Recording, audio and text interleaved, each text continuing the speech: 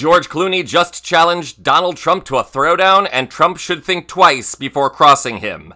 Welcome to Occupy Democrats. I'm David Reddish. George Clooney needs no introduction as one of the world's most famed and beloved movie stars. But just in case your only exposure to him is through Batman and Robin, first of all, I'm so very sorry. But second, here's a rundown of his career. Clooney is the star of such films as Ocean's 11 and Syriana, the latter of which won him a Best Supporting Actor Oscar. He's also an acclaimed director, having scored Oscar nominations for Best Director and Best Picture for his film Good Night and Good Luck. Since marrying in 2014 and becoming a father, he's appeared less on screen. Now, Clooney has his sights set on Broadway, adapting Good Night and Good Luck to the stage. He'll star in the play as journalist Edgar R. Murrow. No doubt he has his eyes on a Tony Award as well. Last night on 60 Minutes, he talked a bit about the play and its relevance to the Trump era. Now, this is a longish clip, so make sure to watch all the way to the end. You will be glad that you did. You know, I just thought it was a good time to talk about when the press held government to account. Because a report on Senator McCarthy is by definition controversial, we want to say exactly what we mean. A show within a show, the play recreates the historic television face-off between Murrow and Joseph McCarthy, with McCarthy essentially playing himself through archival footage. Mr. Edward R. Murrow, as far back as 20 years ago, was engaged in propaganda for communist causes. At the height of the Red Scare, the Wisconsin senator led a crusade to weed out supposed communist infiltration of the U.S. government. We're going to go with the story because the terror is right here in this room. Murrow and his team overcame the climate of fear and intimidation to expose and help take down McCarthy with measured, fact-based editorials. His proposition is a very simple one. Anyone who opposes or criticizes McCarthy's methods must be a communist. Are you guys using McCarthyism as a parable for today? Originally, it wasn't for today, but this is a story that stands the test of time.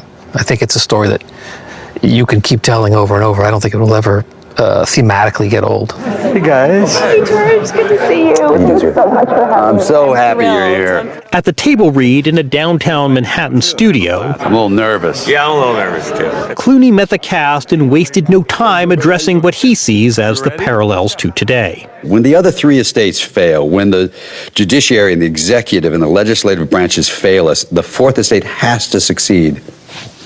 Has to succeed. As 60 Minutes is here right now on our first day. Kidding aside, Clooney made the point, these are chilling times for the news media. ABC has just settled a lawsuit with the Trump administration, and CBS News is in the process of... The process he's talking about, President Trump has lodged a $20 billion lawsuit against CBS, making the unfounded allegation that 60 Minutes engaged in election interference. CBS has since filed a motion to dismiss the lawsuit. All this as the network's parent company, Paramount, is trying to close a merger deal which requires approval from the Trump-appointed chair of the Federal Communications Commission. We're seeing this idea of using government to scare or fine or use corporations to make journalists smaller.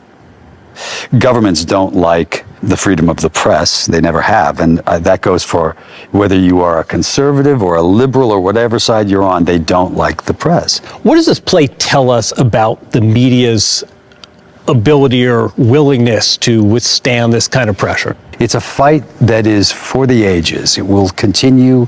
You see it happening at the LA Times. You see it happening at the Washington Post, for God's sake. You guaranteed the corporate would have no influence over news content. Journalism and telling truth to power has to be waged like war is waged. It doesn't just happen accidentally. You know, it takes people saying, we're going to do these stories and you're going to have to come after us. And that's the way it is. Places for top of scene 2. In case you can't tell, Clooney is a very politically attentive person. No wonder Trump is quaking in his tiny shoes. We will get there, don't worry. Clooney makes no secret of his progressive leanings, having become very good friends to Barack Obama and former House Speaker Nancy Pelosi.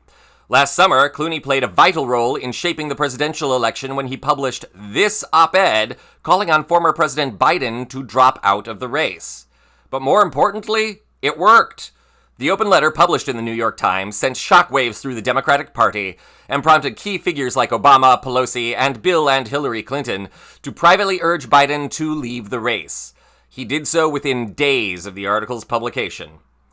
Now, thanks to Clooney once again speaking out, Donald Trump is in full-blown panic mode.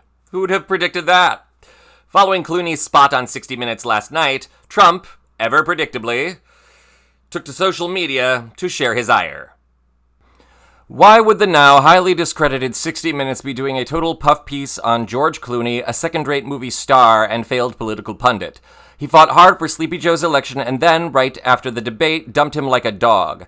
Later, I assume under orders from the Obama camp, pushed all out for Kamala, only to soon realize that was not going to work out too well.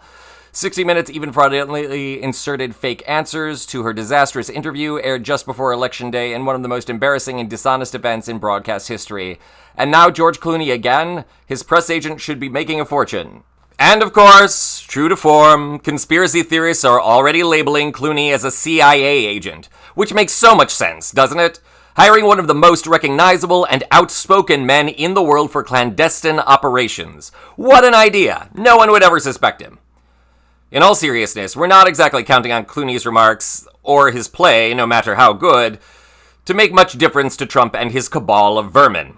Still, as a member of the press myself who tries daily to hold Trump and his criminal gang to account, it's good to know that someone out there is rooting for me, and trying to wake up the rest of my industry to push back against that demented orange verruca in the White House. There are journalists with much more celebrity, working for much more popular outlets, and who, no doubt, make a lot more money than I do. So go earn it, people! Go after the grifter-in-chief! For Occupy Democrats, good night and good luck. I'm David Reddish.